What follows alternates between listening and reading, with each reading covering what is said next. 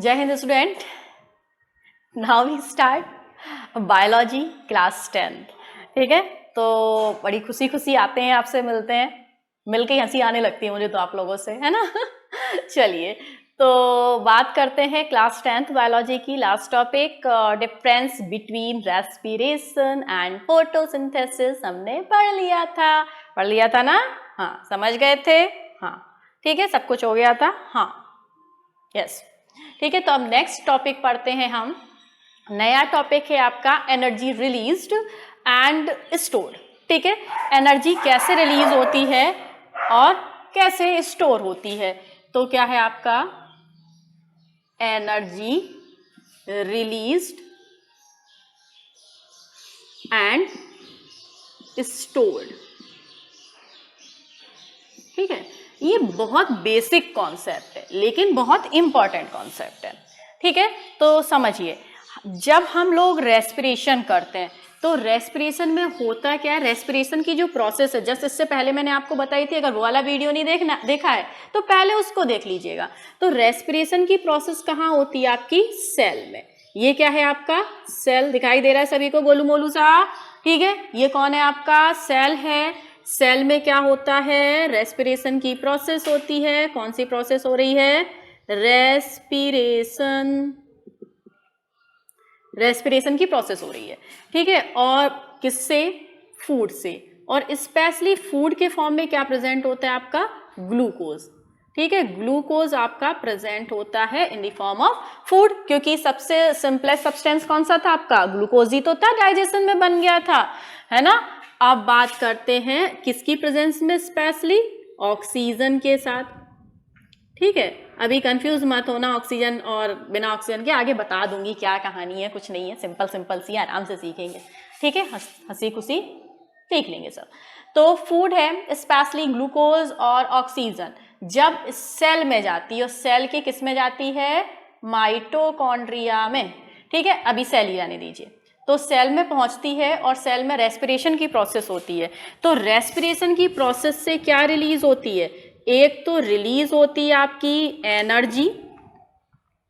ठीक है, एक तो रिलीज होती है एनर्जी और दूसरे रिलीज होते हैं बाय प्रोडक्ट, और बाय प्रोडक्ट में कार्बन डाइऑक्साइड, ठीक है, और आपका वाटर।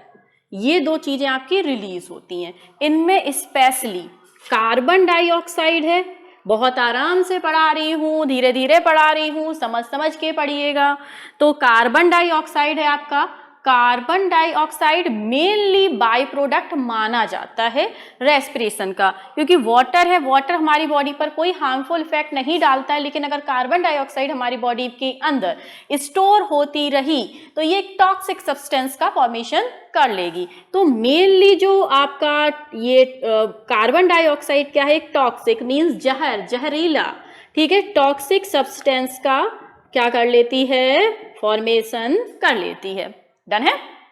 ठीक है, तो मेन बाय प्रोडक्ट कौन माना जाता है, कार्बन डाइऑक्साइड। समझ गए, रेस्पिरेशन ग्लूकोज का ब्रेकडाउन होता है ऑक्सीजन के साथ, सेल के अंदर होता है, रेस्पिरेशन होता है, एनर्जी रिलीज होती है बाय प्रोडक्ट के फॉर्म में। ये क्या है आपके बाय प्रोडक्ट, बाय प्रोडक्ट के फॉर्म में आपका क्या बनता है, carbon dioxide and water. Carbon dioxide को मेन बाय प्रोडक्ट माना जाता है। क्यों माना जाता है, क्योंकि ये टॉक्सिक होता है, अगर हमारी बॉडी में बहुत लंबे टाइम तक स्टोर रहा तो हमारी बॉडी पर एडवर्स इफेक्ट डाल सकता है। ठीक है, ये तो तीसरी बात हो गई। अब ये एनर्जी रिलीज हो गई, एनर्जी रिलीज। अब ये किस टाइप से स्टोर होके रहती है। ठीक है, तो एक बात समझ लीजिए, हमारी बॉडी में पहले से, ठीक है, कौन कौन सी चीजें हमारी बॉडी में पहले से प्रेजेंट होती हैं। ठीक है, क्या प्रेजेंट होता है हमारी बॉडी में पहले से, एक तो प्रेजेंट होता है एडीपी। ठीक है, एडीपी एडिनोसिन डाइफॉस्फेट, मैं यहां पर लिख रही हूं उसका full form, adenosine diphosphate, phosphate.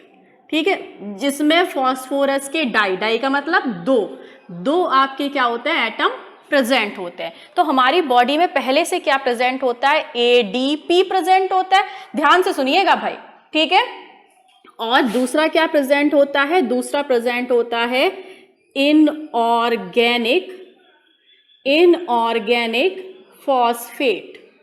Phosphate. समझ रहे हैं? तो हमारी बॉडी में क्या प्रेजेंट होता है, एक तो एडीपी एडिनोसिन डाइफॉस्फेट और दूसरा इनऑर्गेनिक फॉस्फेट। इनऑर्गेनिक फॉस्फेट का मीनिंग है ऑक्सीजन, और ऑक्सीजन के साथ जुड़ा रहता है आपका फॉस्फोरस। फॉस्फोरस, समझ गए इतनी बात? और इसे एडीपी और इसे हम क्या लिखते हैं, इसे लिखते हैं पीआई। ठीक है, सफिक्स में छोटा सा आई। पी का मतलब फॉस्फोरस, आई का मतलब इनऑर्गेनिक फॉस्फेट। पी का मीनिंग क्या है यहां पर, फॉस्फोरस, फॉस्फोरस, और आई का मीनिंग क्या है आपका, इनऑर्गेनिक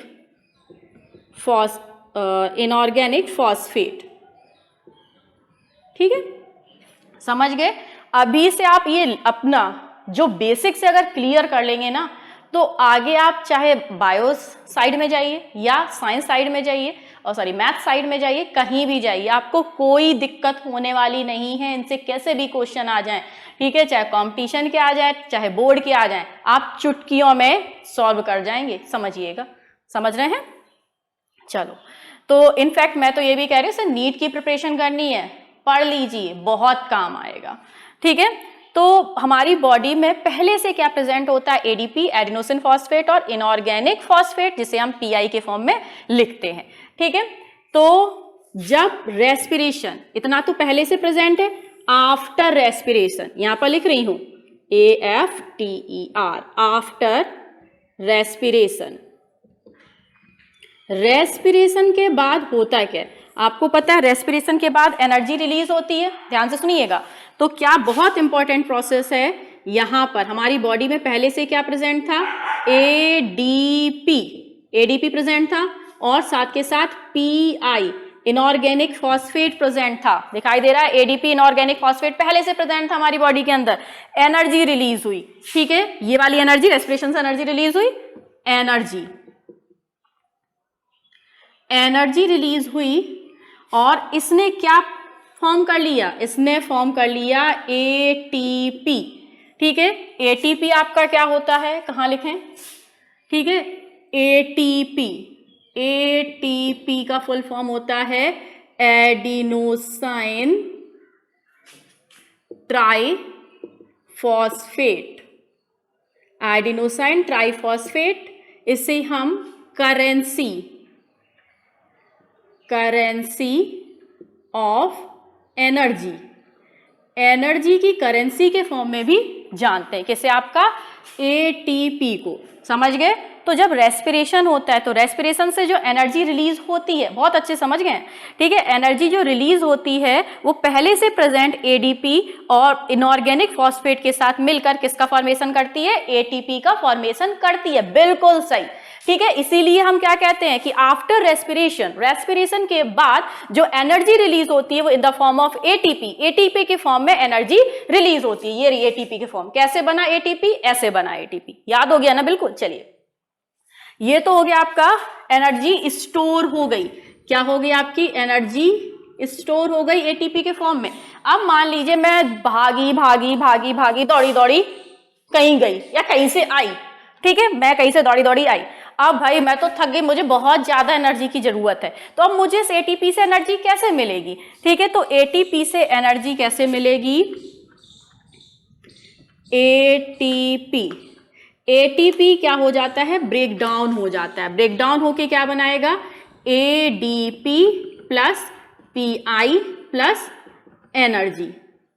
ठीक है, तो ये क्या हुआ, एटीपी का ब्रेक डाउन हुआ, ठीक है, और उससे एडीपी रिलीज हुई जब हमें एनर्जी की क्या हुई, नीड हुई। एनर्जी की जब नीड हुई कि अब हमें एनर्जी चाहिए, तो एटीपी का ब्रेक डाउन होके एडीपी बन गई, पीआई बन गई, मींस इनऑर्गेनिक फॉस्फेट बन गई और एनर्जी रिलीज हो गई। ये दोनों तो हमारी बॉडी में क्या हो गए, बॉडी में स्टोर हो गए, क्योंकि मैं पहले ही बता चुकी हूं कि हमारी बॉडी में हमेशा प्रेजेंट होते हैं एडीपी और इनऑर्गेनिक फॉस्फेट। तो एडीपी और इनऑर्गेनिक फॉस्फेट ये हमारी बॉडी में स्टोर हो गए, और जो एनर्जी रिलीज हुई इसे मैंने यूज कर लिया।